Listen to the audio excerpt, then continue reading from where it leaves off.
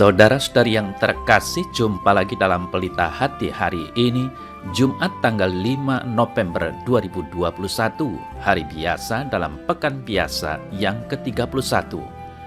Bersama saya Romo Thomas Suratno SC dari Paroki Cilandak, Jakarta Selatan, mendengar dan merenungkan Sabda Tuhan, yakni firman Tuhan yang tersurat dalam Injil Lukas, bab atau pasal 16 ayat 1 sampai dengan ayat 8.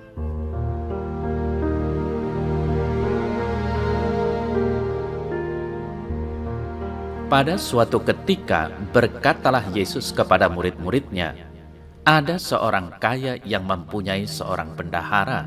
Kepadanya disampaikan tuduhan bahwa bendahara itu menghamburkan miliknya. Lalu ia memanggil bendahara itu dan berkata kepadanya, "Apakah yang kudengar tentang engkau? Berilah pertanggungjawaban atas urusanmu, sebab engkau tidak boleh lagi bekerja sebagai bendahara." Kata bendahara itu di dalam hatinya, "Apakah yang harus aku perbuat? Tuanku memecat aku dari jabatanku sebagai bendahara. Mencangkul aku tidak dapat, mengemis aku malu. Aku tahu apa yang akan aku perbuat, supaya apabila aku dipecat dari jabatanku sebagai bendahara, ada orang yang akan menampung aku di rumah mereka." Lalu ia memanggil seorang demi seorang yang berhutang kepada tuannya. Katanya kepada yang pertama, "Berapakah hutangmu kepada tuanku?" Jawab orang itu, 100 tempayan minyak.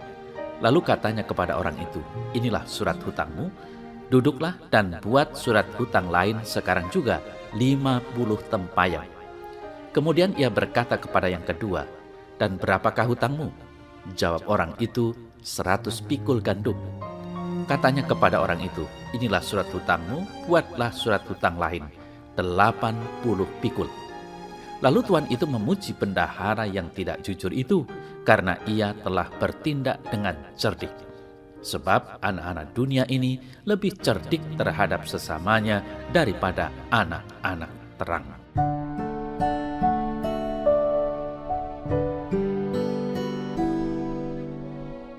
Saudara-saudari yang terkasih, dimanapun dan kapanpun, ketidakjujuran merupakan sebuah tindakan yang tidak benar. Setiap orang dipanggil untuk bertindak dan berkata-kata secara jujur. Secerdik apapun seseorang, tindakan ketidakjujuran selalu tidak dibenarkan. Kesalahan dan dosa bukan pertama-tama apakah terbukti atau tidak terbukti, namun dari tindakan dan kata-kata itu sendiri sudah menjelaskan apakah jujur atau tidak. Dalam dunia pendidikan, sebuah tindakan baru akan dikatakan salah apabila bukti-bukti fisik menunjukkan demikian. Jika tidak ada yang bisa membuktikan, tindakan pembunuhan belum tentu menjadi sebuah kesalahan.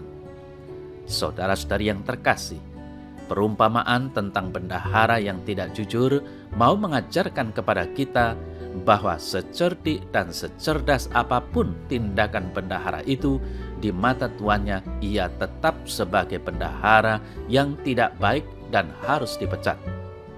Dari warta Injil hari ini, kita belajar bahwa tujuan yang baik tidak menghilangkan cara yang baik untuk mencapainya. Tujuan yang baik harus ditempuh dengan cara yang baik pula, maka semuanya akan menjadi baik dan benar. Saudara-saudari yang terkasih, perumpamaan tentang bendahara yang tidak jujur yang dilanjutkan dengan pengajaran akan tanggung jawab dalam perikop selanjutnya, sekecil apapun tanggung jawab jika dilakukan dengan baik akan mendatangkan kepercayaan yang semakin besar. Sebesar apapun tanggung jawab jika tidak dikerjakan akan mendatangkan kepercayaan yang semakin kecil, bahkan tidak lagi dipercaya. Demikian juga dalam hal kebenaran. Berlatih jujur dan benar dalam hal-hal kecil akan membawa seseorang pada kejujuran dan kebenaran pada perkara yang lebih besar.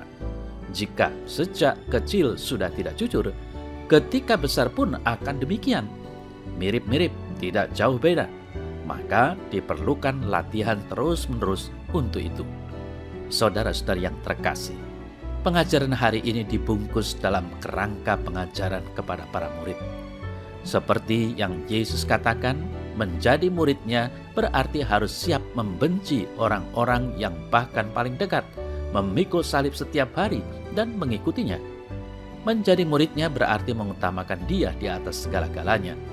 Bahkan harta benda yang adalah berkat darinya juga hanya menjadi sarana supaya orang sampai kepada Ia yang kuasa memberi dan kuasa mengambil. Kita diingatkan hari ini, saudara yang terkasih, bahwa harta kekayaan yang kita miliki adalah sarana untuk hidup yang memuliakan Tuhan. Fokus mengikuti jalan Kristus adalah yang utama di atas segalanya. Yang tidak fokus akan sangat mudah menjadi barisan orang-orang dursila yang jahat, menjadi laskar pendosa Mamon. Pertanyaannya, saudara yang terkasih, mau menjadi tentara Mamon atau laskar Kristus? Mari kita berjuang mengendalikan Mamon, bukan kita yang dikendalikan oleh Mamon. Apakah hal ini mudah untuk kita jalankan? Tidak selalu mudah. Namun kita harus yakin dan percaya bahwa Tuhan pasti akan tolong pada setiap umat beriman yang percaya padanya.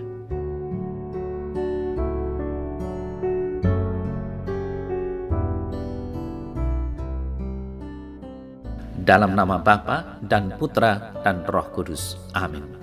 Ya Tuhan, aku bersyukur atas kelengkapan hidup yang boleh aku nikmati.